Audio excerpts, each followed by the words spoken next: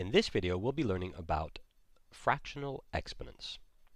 Now, let's say we're given some number a raised to the power of 1 over n. Well, what the first law for fractional exponents tells us is that this equals to the nth root of a. And I'll just go ahead and box that result. Now, let's see how we can use this. Let's say, for example, we're asked to calculate 9 raised to the power of 1 over 2. Well, using this law, we can state that this equals to the second root of 9. But the second root of 9 is just another way of saying the square root of 9. And that will equal to 3. Or let's look at another example. Let's say we're asked to calculate 8 raised to the power of 1 over 3.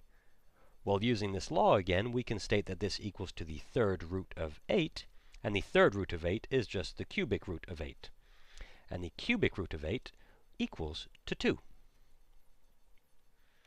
Let's look at one more example. Let's say we're asked to calculate 16 raised to the power of 1 over 4. Well, using this law, we can state that this equals to the fourth root of 16. And the fourth root of 16 equals to 2. Now, often though, we'll come across these fractional exponents mixed with negative exponents. So, for example, we could be asked to calculate or simplify the following: 9 raised to the power of negative 1 over 2. Well, this will equal to 1 over 9 to the power of 1/2. And using what we've just learned, we can state that this equals to 1 over the square root of 9, which equals to 1 over 3. Or we could be asked to simplify the following: 8 raised to the power of negative 1 over 3. And again, this would be equal to 1 over 8 to the power of 1 over 3, which equals to 1 over the cubic root of 8. And the cubic root of 8 is equal to 2. So this equals to 1 over 2. Now, let's look at the second law for fractional exponents. Still working with a number a, let's say we raise our number a to the power of m over n. Well, the second law for fractional exponents tells us that this equals to the nth root of a raised to the power of m. And I'll just box this result as well. Now, let's see how we can use this. For example, we may be asked to calculate 8 raised to the power of 2/3. Well, using the law we've just learnt, we can say that this equals to the cubic root of 8 raised to the power of 2. And since the cubic root of 8 is equal to 2, this will equal to 2 raised to the power of 2. And 2 raised to the power of 2 is 2 times 2, which is equal to 4. And there we have it. 8 raised to the power of 2/3 is equal to 4.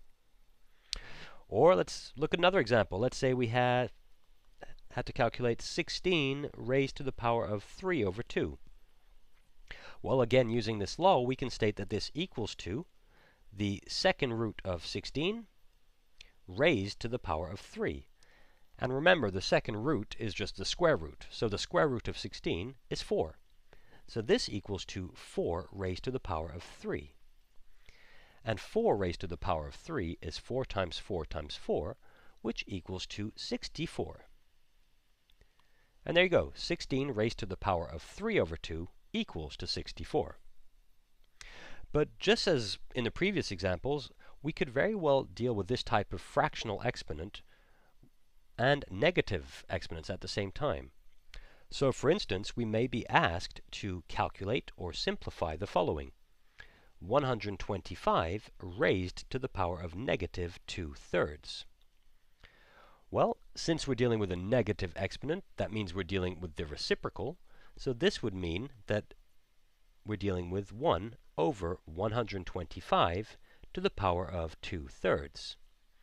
And now, using what we've just learnt, we can write this denominator as 1 over the cubic root of 125 raised to the power of 2.